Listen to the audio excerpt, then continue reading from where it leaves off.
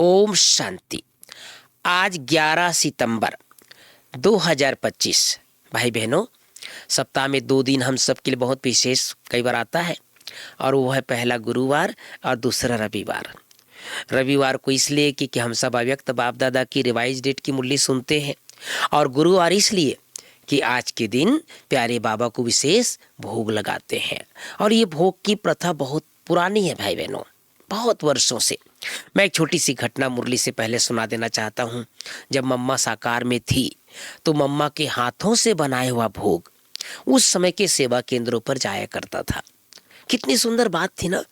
मम्मा अपने हाथ से भोग बनाकर पोस्ट से छोटा छोटा पैकेट बना करके पोस्ट से भेजा करती थी। इसलिए आज भी भोग का बहुत महत्व है, और इसलिए आप देखो सेवा केंद्रों पर भी बाबा के बच्चे ज़्यादा गुरुवार को पहुंच जाते हैं, भोग खाते हैं, अमृत पीते हैं। तो ये हमारे आध्यात्मिक जीवन में बहुत बहुत महत्वपूर्ण दिन आता है। आज की मुरली से मुख्य 5 बातें। पहली बात, मीठे बच्चे, तुम सारी दुनिया के सच्चे सच्चे मित्र हो। तुम्हारी किसी से भी शत्रुता नहीं होनी चाहिए। दूसरी बात, प्रश्न है, तुम रूहानी मिलिट्री हो। तुम्हें बाप का कौन सा डायरेक्शन मिला हुआ है जिसे अमल में लाना है? उत्तर है बच्चे, तुम्हें डायरेक्शन है कि बैज सदा लगा करके रखो। कोई भी पूछे क्या है, तुम कौन हो, तो बोलो हम हैं सारी दुनिया के काम की अग्नि को बुझाने वाले फायर ब्रिगेड। इस समय सारी दुनिया में काम अग्नि लगी हुई है। हम सबको संदेश देते हैं, अब पवित्र बनो, दैवी गुण धारण करो तो बेड़ा पार हो जाएगा। तीसरी बात, कभी आपस में रुठकर सर्विस में धोखा नहीं देना है, विघ्न रूप नहीं बनना है, अपनी कमजोरी नहीं दिखानी है, बाप का पूरा पूरा मददगार बनना है। कभी कोई से झगड़ा आदि हुआ, पास हुआ, उसका चिंतन नहीं करना है। कोई ने कम जास्ती बोला, तुम उनको भूल जाओ।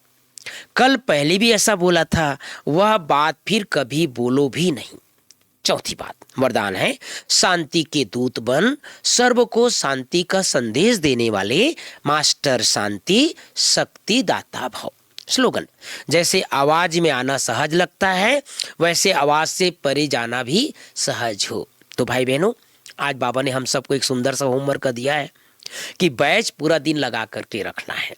बहुत से भाई बहने बैज लगाना भूल जाते हैं। मुरली सुनते सुनते याद आता है, अरे आज ही मैंने बैज नहीं लगाया। एक बाबा की परीक्षा तो ऐसी आती है ना। लेकिन मैं आप सबको सुनाना चाहता हूँ, बैज से बहुत लाभ है, और आजकल तो सब जान गए ब्रह्मा कुमारी इसके बारे में। मैं एक छोटी सी घटना सुनाता हूँ भाई बहनों।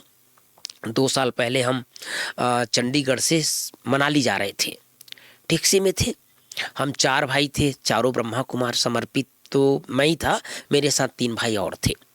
तो आप सब जानते हैं आजकल बेल्ट लगाना जरूरी होता है। तो जब हम महाराष्ट्र, पंजाब और हिमाचल के बॉर्डर पर गए, तो उस समय ड्राइवर ने क्या किया कि वो बेल्ट लगाना भूल गया था, और रोक दिया पुलिस वाले ने। रोकते ही उसने फ़ोटो लेना शुरू कर दिया। कहा कि भाई इसका तो 5,000 रुपया चालान लगेगा, तुमने बेल्ट नहीं लगाया है। तो उसने वो ड्राइवर को लगा, वो जानता नहीं था ब्रह्मा कुमारी इसके बारे में। उसने कहा नहीं नहीं, ये जैन साधु लोग बैठे हैं। तो मैं उतर के गया, तो मेरा बैज देखते ही पुलिस वाला बोलता है, अरे तुम कैसे जैन साधु बोल रहे हो, ये तो ब्रह्मा कुमारी वाले, ओम शांति वाले, जाओ जाओ, आप लोग तो बहुत अच्छा काम करते हो। तो बैज देख करके वो जान गया कि ब्रह्मा कुमारी वाला है, और हमसे 1 रुपया नहीं लिया। मैंने ड्राइवर को बोला कि आपने हमको जैन साधु क्यों बोला? तो बोले भाई साहब, मुझे परिचय नहीं था कि ब्रह्मा कुमारी वाले हो आप लोग हो। मुझे तो लगा सफ़ेद कपड़ा वो लोग भी पहनते हैं, जैन समाज वाले लोग, तो मुझे लगा वही लोग हैं। तो ये सुंदर सुंदर बातें हैं भाई बहनों, कितना बाबा हमारा बैज हमारी रक्षा करता है। अनेक घटनाएं हैं, कभी और समय आएगा तो आप सबको सुनाऊंगा, लेकिन बैज का हमारे जीवन में बहुत महत्व है। ओम शांति, ओम शांति।